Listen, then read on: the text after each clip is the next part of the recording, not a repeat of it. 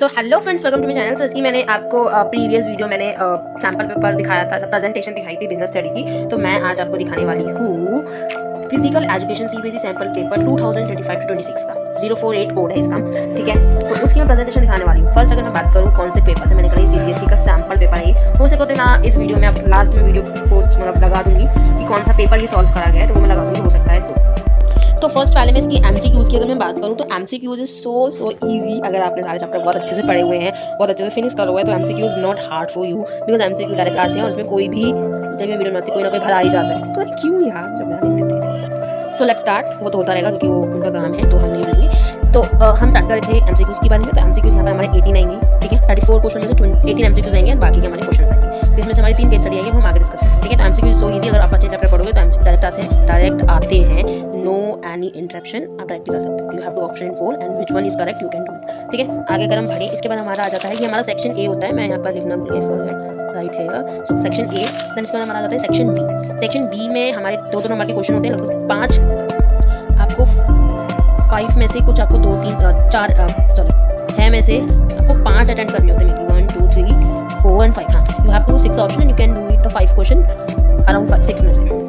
Almost you have the 6 option but you can do only the 5 out of 6, ठीक है। Otherwise आप एक extra भी करोगे तो आपको मार्क्स नहीं मिलने वाले, so don't waste your time, ठीक है। तो 2 नंबर के क्वेश्चन अकॉर्डिंग आपको करना है, ज़्यादा बढ़ा नहीं लिखना है, ठीक है। फिर आगे बात।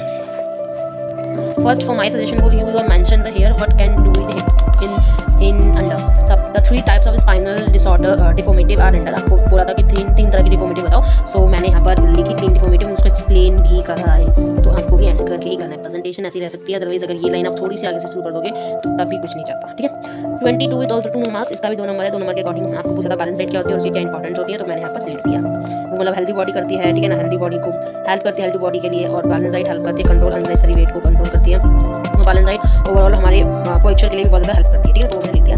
एंड क्वेश्चन नंबर 2 की मैं बात करूँ तो यहाँ पर हमें कुछ फ्रैक्चर बताने थे, आधे नंबर के थे, 4 फ्रैक्चर बताने थे, मैंने 5 बता दिए। अगर एक आध की स्पेलिंग भी गलत होगी तो एक तो एक्स्ट्रा लिख ही आओ। And question number 23 it's also 2 marks, 2 number के अकॉर्डिंग। यहाँ पर आपको स्पोर्ट फिजिकोलॉजी बतानी थी, तो अब मैंने बता दी 2 नंबर के अकॉर्डिंग, ये आपको लिखना है, ठीक है।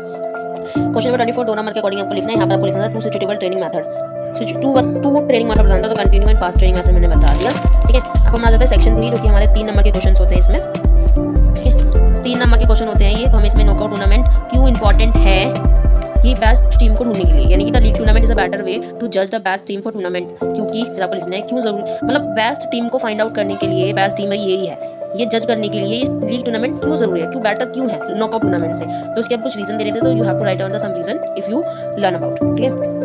तो question number 26 is also 3 marks question. And आपको यहाँ पर बताना था the exercise guideline for a different age of deformity. अलग अलग एज की जो डिफॉर्मिटी, अलग अलग एज की जो अलग अलग ग्रुप के जो एज होती है, उनमें कुछ स्पेसिफिक हमें गाइडलाइन रखी कि हाँ इस ग्रुप के ये एक्सरसाइज है, इस एज की ये एक्सरसाइज है और इस एज की ये एक्सरसाइज है, वो आपको यहाँ पर लिखना। देन क्वेश्चन नंबर 27 में हमें कुछ स्ट्रैटेजीज बतानी थी, CWSN सो इंपॉर्टेंट था, मैंने सॉल्व करा, सब में ये मुझे मिला है, तो I suggest you learn about it, और इसका कोई ऑप्शन नहीं है, ठीक है ना। तो यहाँ पर 3 नंबर के क्वेश्चन में मैंने से 3 ही लिखे हैं। अगर आप चाहते हो कि एक आध गलत हो गए so you can do 1 more, ठीक है।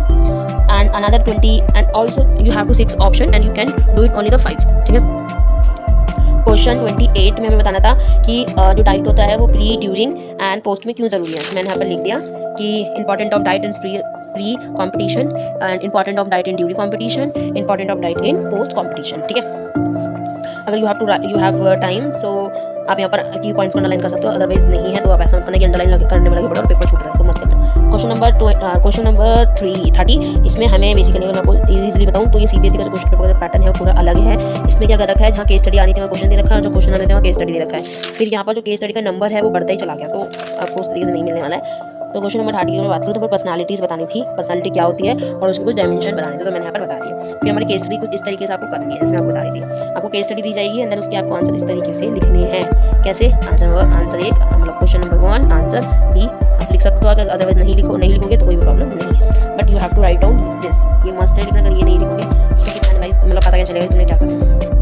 क्वेश्चन नंबर 34 तक खत्म हो जाता है, लेकिन इस सैम्पल पेपर में तो आगे तक दे रखा था, तो उसमें थोड़ा आपको कंफ्यूजन हो सकता है, ठीक है। अगर हम इसकी बात करें 5 क्वेश्चन के अकॉर्डिंग, तो इसमें अस्थमा की मीनिंग बतानी थी, इसमें सिकासन बतानी था, उसका प्रोसीजर बताना था, उसका बेनिफिट बताना था, और लास्ट उसका कॉन्ट्राडिक्शन बताना था। तो पूरा का पूरा बताने के बाद यहाँ तक ये 5 नंबर का है। एंड ये तो 5 नंबर का है, लेकिन ये मैंने छोड़ दिया क्योंकि मुझे पहले से मैंने कर रखा था, तो मैंने छोड़ दिया, ठीक है। ये भी हमारा पूरा 5 नंबर का है। इसमें हमें लीवर बताना था कि लीवर क्या होता है, and if you learn the picture of deformities, नहीं, if you learn the picture of the asana so you draw here. अगर नहीं आता तो खराब मत बनाना, कहीं पता चले कि ये खराब है तो ये क्या सही लिखा होगा, बल्कि आपने ये सही भी लिखा होगा तब भी आपका रॉन्ग हो जाएगा, इससे जज किया जाएगा, ठीक है। तो यहाँ पर हमें बताना था लीवर एंड उसकी कुछ एप्लीकेशन फॉर लीवर, यानी क्लास 1, क्लास 2, क्लास 3 आपको बताना था। अगर आपको चाहो तो आप यहाँ पिक्चर भी बना सकते हो, मैंने बनाई, दैट्स इट। तो यही हमारा पूरा सैम्पल पेपर है, फिजिकल एजुकेशन का करने की कोशिश मैंने पूरी करी है, ठीक है। So that's all. अगर आप चाहते हो